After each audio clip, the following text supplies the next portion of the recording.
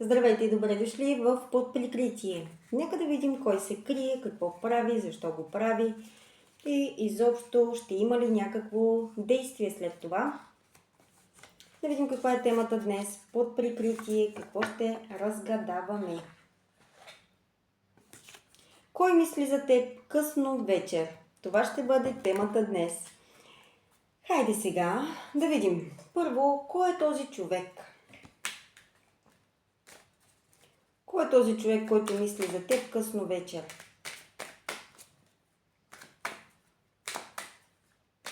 Кой е този човек, който мисли за теб късно вечер?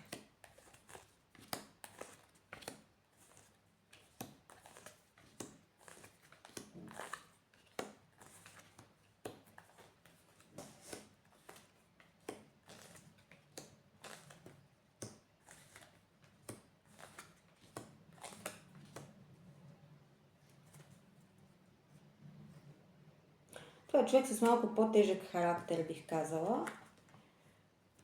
Човек, който на пръв поглед изглежда малко по-хладно, малко по-дистанцирано в момента, но всъщност крие доста силен огън към вас, доста силно привличане и усещане. Сякаш е човек на справедливостта, но тук се защитава от тези отношения и се пази от вас. Това е човек, който е с приключенски дух, но и човек, който обича сякаш комфорта. От друга страна, вътрешно, този човек може, или по-скоро не.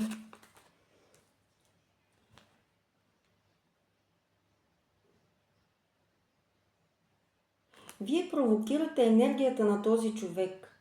Сякаш вашето настроение, вашето поведение, вашите провокации провокира този човек да влезе във вашата енергия. Успявате лесно да повлияете на този човек, но го вкарвате и в едно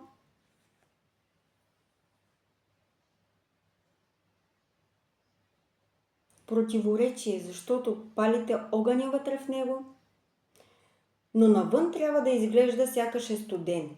Тоест на вас трябва да ви покаже този човек, че е окей, че не му пука, че всичко му е наред, докато в същото време да гори отвътре.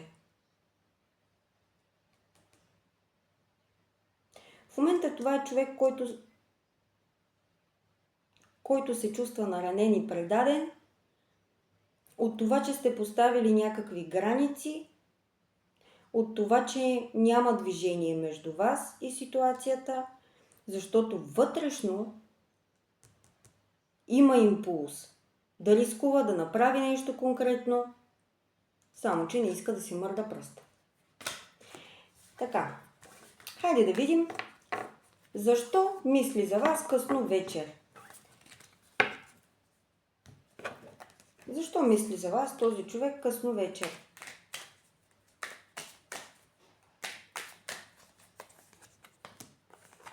Защото му е доста тежко без вас. Защото смята, че вие сте били пратени по съдба или за да го промените по някакъв начин, за да се промени някак динамиката, но точно и от това се страхува. Мисли за вас, защото все още има някаква емоция в него или нея, но се бори с тези чувства, които изпитва.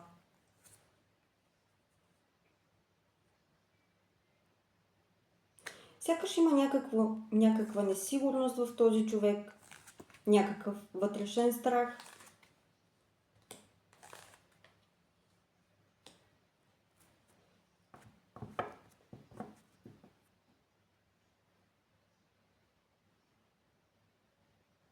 Мисли си за вас късно вечер, защото смята, че животът му е празен без вас, няма смисъл без вас.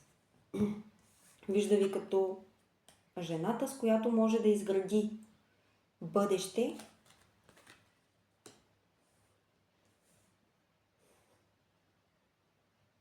но сякаш е наложително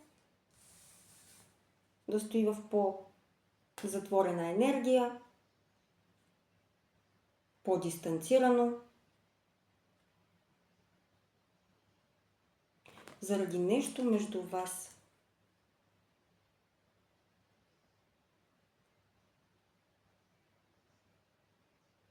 Всъщност неговото или нейното желание е да направи някакъв жест към вас. Обаче умишлено се спира и не го прави.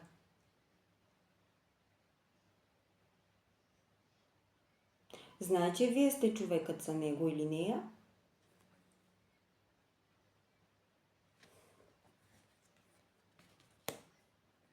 Но предпочита да ограничава това, което чувства, защото е много силно.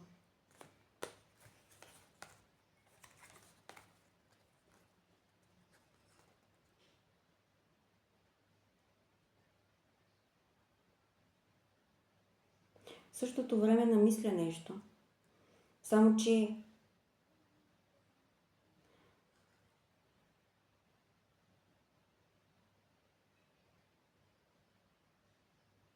движение, което сякаш да промени нещата между вас.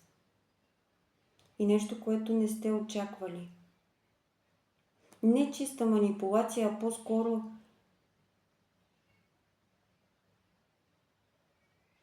движение след дълго бездействие, бих казала.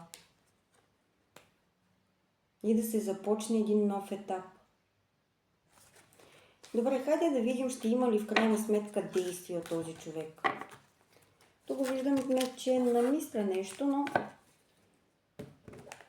в крайна сметка ще има ли действие.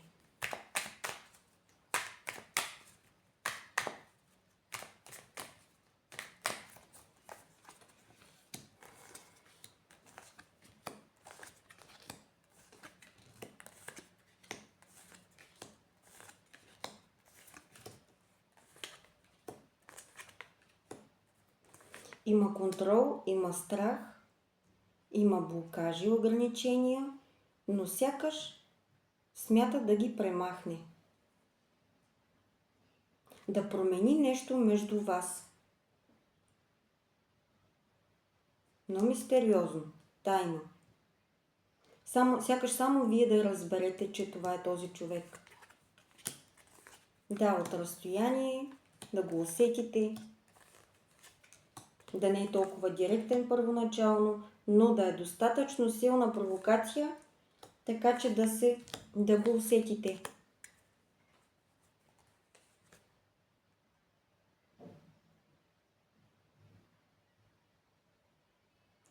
Сякаш иска да види дали има шанс с вас, но иска и да се покаже като по-стабилен. Има тук страхи от това, че може да го отхвърлите, отрежете и изобщо или дори да не му обърнете внимание.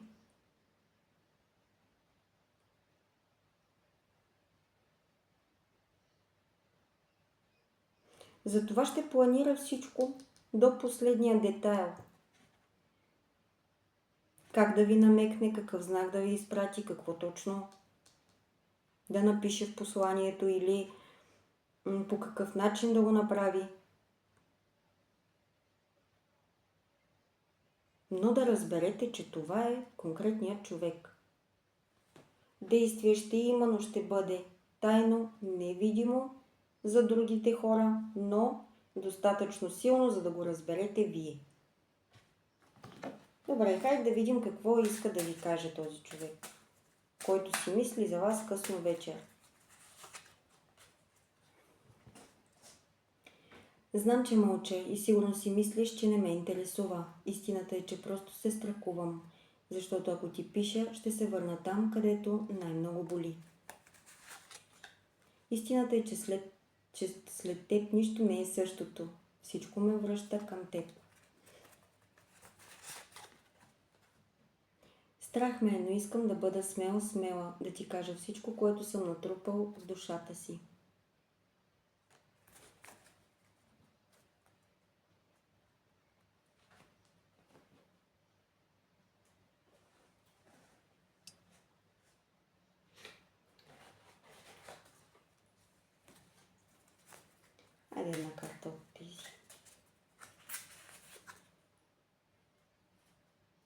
Мисля за теб повече, отколкото е разумно и не смятам да спирам, ви казва този човек.